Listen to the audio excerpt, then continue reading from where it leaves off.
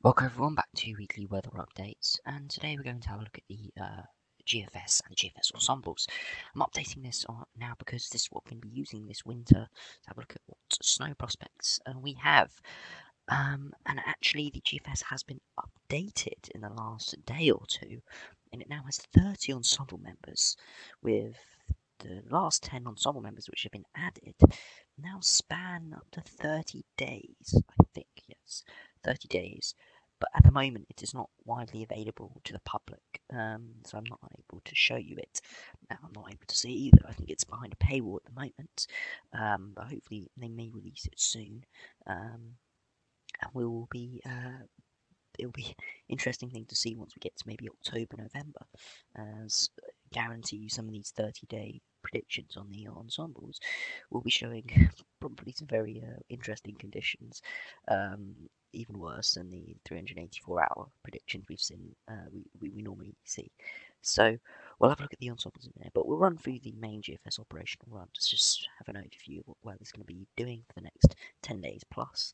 So at the moment we've got this sort of northerly wind. We've been seeing this sort of northern blocking pattern building up over the mid-Atlantic, stretching towards Iceland. And it's really because if you see this area of low pressure here, this is sort of the remnants of the tropical storm, or ex-hurricane. I can't remember exactly which one it is. We've had so many, but it moved up towards Newfoundland, and as it moved up with quite significant conditions for those areas, it actually draw up some quite warm air. So we have a look at the upper air temperatures at the start here. You see quite warm air has been drawn up, and this is enhancing the sort of blocking pattern and amplifying the jet stream. So we're bringing in quite a cold northerly wind at the moment, and it's not very significantly cold, not bringing any snow or anything, but maybe an overnight frost in sheltered areas and low single digits for most areas. Temperatures only getting just into the double digits, and bringing quite significant rain and quite a strong gusty northerly wind on the east coast. I think there's a yellow warning from the Met Office along there. As we run through, this blocking sort of extends, and we remain in a sort of northeasterly wind before it looks like low pressure is going to break through again. But again, we get this blocking pattern again out in the Atlantic, and this low pressure is diving further south. Now, this is not a very, it's not really a, it's not particularly rare to see this sort of pattern in early autumn. But as we move into October, if this pattern could continue, it may be symbolic of what we might see at points this winter. And if we do see conditions like this with North Atlantic blocking, we could be in for some snow events. Now, it's not predicting anything like December 2010 or Beast from the East sort of scenarios, but it's just symbolic that we may see more snow than we've seen in the last couple of years. And any really widespread snow would be nice for most people. But for example, in this condition here, with a northwesterly wind, low pressure to our south, would bring quite a extensive area of snow if this was in about 2 months' time. But we just see this low pressure diving south, and we see the Scandinavian high building up and sort of pulling in easterly winds. So yeah, quite interesting conditions, and this sort of low pressure remains to our south. It's not in warm air or neither very cold air, so it's going to feel generally around average, but where we see that rain and wind with that low pressure probably below average, with cooler conditions coming off the North Sea. We are getting into the extended range, but it is just showing you the general trend, unsettled conditions really. And this low pressure starts to fill out, but it still remains over the top of the UK before we go into sort of slack pattern by the end. But again, more high pressure building up to our north, so it could be an interesting pattern we see here.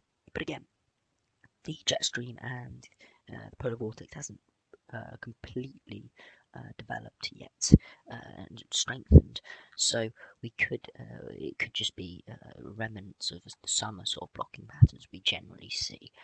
So it's something we need to keep an eye on for the time being. But I have been seeing some future forecasts from CFS models, which are not the most reliable, but they do get the general trend right. They are saying at the moment, as we move into November and into December, so the early part of the winter and late part of the autumn, the polar vortex is going to be weaker than usual. Now, we did see that last year, and then into December, it powered up very quickly to record level strength. So it's nothing to really say what's going to happen with the winter, but it's just giving us an indication that maybe the polar vortex might be weak towards the start of the winter. And that's something I've been seeing in forecasts quite regularly, that we could be seeing a front-loaded winter with the highest chances of any snow and cold conditions in end of November, whole of December, and maybe early January, really, for any snowy conditions or cold weather. So that's just something we need to keep an eye on as we move through, and it's going to be interesting to see with the new GFS ensembles, as any pattern that builds, we should start to see even more with 30 now, or 32, I think it is, ensembles if you include the operational and the control run. So if we look at the moment, we've got that cold northerly wind. Now if we go to this one, see we've got quite cold.